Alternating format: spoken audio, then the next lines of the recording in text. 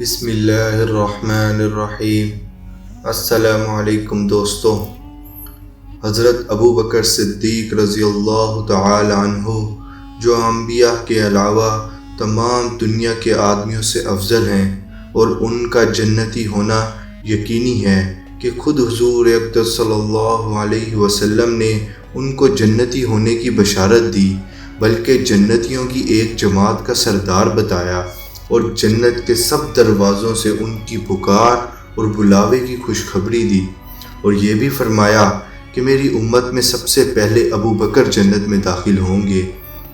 ان سب کے باوجود فرمایا کرتے کہ کاش میں کوئی درخت ہوتا جو کاٹ دیا جاتا، کبھی فرماتے کاش میں کوئی گھاس ہوتا کہ جانور اس کو کھا لیتے، کبھی فرماتے کاش میں کسی مومن کے بدن کا بال ہوتا۔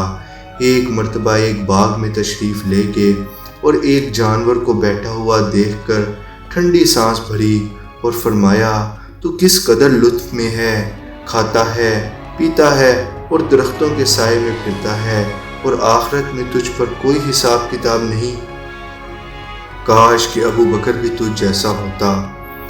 رابعہ اسلمی رضی اللہ تعالیٰ عنہ کہتے ہیں کہ ایک مرتبہ کسی بات پر مجھ میں اور حضرت ابو بکر میں کچھ بات بھر گئی، اور انہوں نے مجھے کوئی سخت لفظ کہہ دیا جو مجھے ناگوار گزرا۔ فوراً ان کو خیال ہوا، مجھ سے فرمایا کہ تو بھی مجھے کہہ دے تاکہ بدلہ ہو جائے۔ میں نے کہنے سے انکار کیا تو انہوں نے فرمایا کہ یہاں تو کہہ لو، ورنہ میں حضور صلی اللہ علیہ وسلم سے جا کر عرض کروں گا۔ میں نے اس پر بھی جوابی لفظ کہنے سے انکار کیا۔ وہ اٹھ کر چلے گئے۔ بنو اسلم کے کچھ لوگ آئے اور کہنے لگے کہ یہ بھی اچھی بات ہے کہ خود ہی تو زیادتی کی اور خود ہی الٹی حضور صلی اللہ علیہ وسلم سے شکایت کریں۔ میں نے کہا تم جانتے بھی ہو یہ کون ہیں؟ یہ ابو بکر ہیں۔